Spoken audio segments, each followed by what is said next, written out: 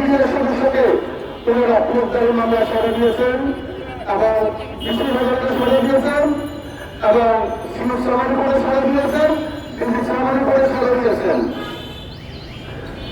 এমনকি কোন প্রকার আদালত ছাড়া বাংলাদেশ রাজনীতির সারা দেশ ৭৬ দেশ তাদেরকে কোন প্রকার আদালত ছাড়া তাদেরকে বাড়িতে বাড়ি দিয়েছেন। আজ আমি এসেছি সকলের কথা বলার জন্য। আমরা যারা বিভিন্নভাবে বিভিন্ন আদালতে সাক্ষীভূত হয়েছি, প্রত্যেককে যেন মাননীয় প্রধানমন্ত্রী তারেক রহমান সাহেবের যে নির্দেশনা দিয়েছেন এই নির্দেশনার আওতায় এনে আমাদের সকল প্রকার সুযোগ সুবিধাগুলো করে দেওয়া হয় এবং আমাদের প্রতিপক্ষ সর্বপ্রকার সুযোগ সুবিধা দিয়ে যেন সাক্ষীদের পূর্ণ বল এবং পুনরাবর্তন করা হয় এবং আমাদের মধ্যে এখনো পর্যন্ত যে সকল নিরপরাধ বিজ্ঞানের সদস্য কারাগারে বন্ধ করতে আছেন তাদেরকে যেন দ্রুত মুক্তির ব্যবস্থা করা হয়।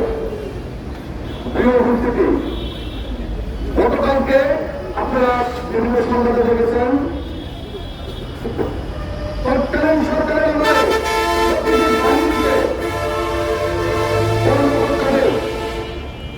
যারা বর্ষণ শিকার হয়েছেন তাদেরকে প্রজন্ম বিষয় তাদের সকল প্রকার সুযোগ সুবিধা দেওয়ার একটা নিউজ বাইরে হয়েছে। আমরা বলতে চাই মাননীয় প্রধানমন্ত্রী, আমরা কিন্তু তার বাইরে নয়, আমরা তার বাইরে নয়। অবশ্যই আপনি তাদের মতো আমাদের জন্য পদক্ষেপ গ্রহণ করবেন এবং আমি বলব বাংলাদেশের মাননীয় প্রধানমন্ত্রী এবং তিন দলের প্রধানমন্ত্রী নেত্রী আবাসিক নেতৃত্ব রক্ষা দিয়েছে হিসাবে বলব, আপনারা লক্ষ্য করে দেখেন আমাদের বেগম খালেদা জিয়া জীবিত থাকা অবস্থায় উনি একটা বক্তব্য দিয়েছিলেন, বিএনপি সরকারের যদি ক্ষমতায় আছে সর্বপ্রথম আমরা পিলখানার পরিকল্পিত হত্যাকাণ্ডের বিচার আমরা করব।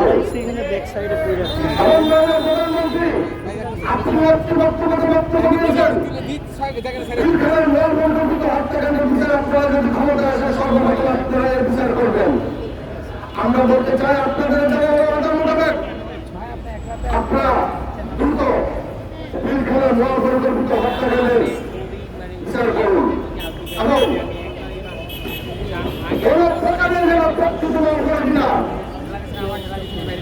পায় না পায়, সেটা রাজনৈতিক দলের নেতা হোক, কোন বাহিনীর কর্মকর্তা হোক, আনবিডিআরের সদস্য হোক, আমরা চাই যারা খুবই তাদেরকে প্রকাশ্যে যেন শাহবাগ করে অথবা জাতীয় সরকারের সম্মুখে ফাঁসি দেওয়া হয়।